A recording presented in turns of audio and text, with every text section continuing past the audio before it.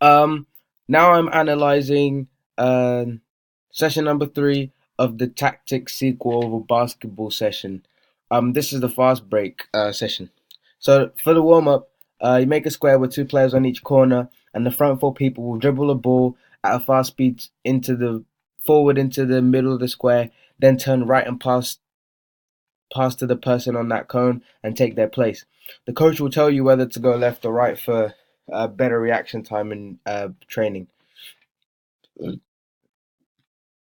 think this is a pretty good warm up because you're dribbling at fast speeds and changing direction very quickly, and you're working on chemistry with the team, uh, and also the power and explosion of sprinting while dribbling a ball resembles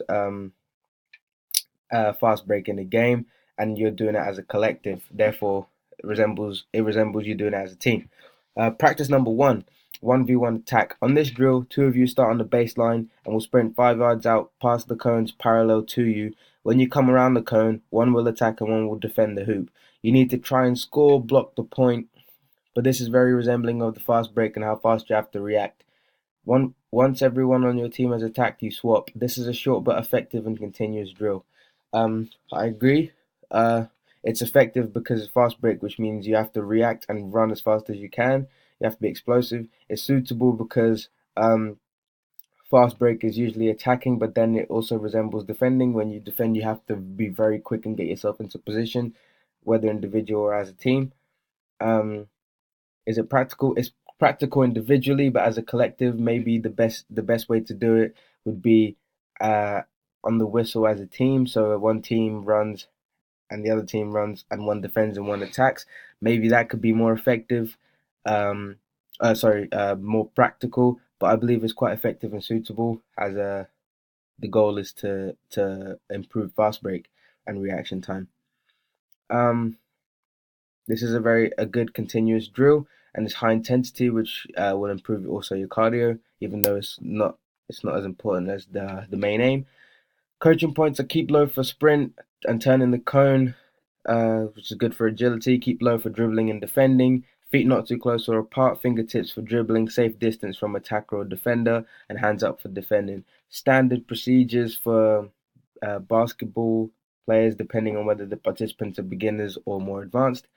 Um, the second practice, you start as a group, probably of three. In front of me is the coach, and you all get a pass and return from me. Once that's happened, you will break into the flanks, most likely, as one of the team will drive, control, and dictate the play and attempt to score the point. Breaking is good because it gives the defense no time to adjust to the counter attack. Therefore, it's more likely for you to score a point. Um, um, I believe this is practical because you're putting your team in both defensive and offensive situations. Um, by passing to your players, you're working their reaction time and their passing, and then they break as a team, which of course resembles the fast break. Um, I think it's suitable because they're spreading out and getting themselves into positions to score and put the defense on the back foot and under pressure. And the defense has to deal with the fast break and no man marking or really zonal marking. They're just dealing with players coming at them from all different directions and going nowhere secure. Um, you're also giving your players the opportunity to dictate play, which is very effective because there will always be at least one player on the team who will dictate play and who will control the game, who will conduct the team. Uh, to make this better, we could alternate who attacks and who defends, even though that could be a great progression. Or um, we could make successful breaks um, the actual point system rather than actually scoring.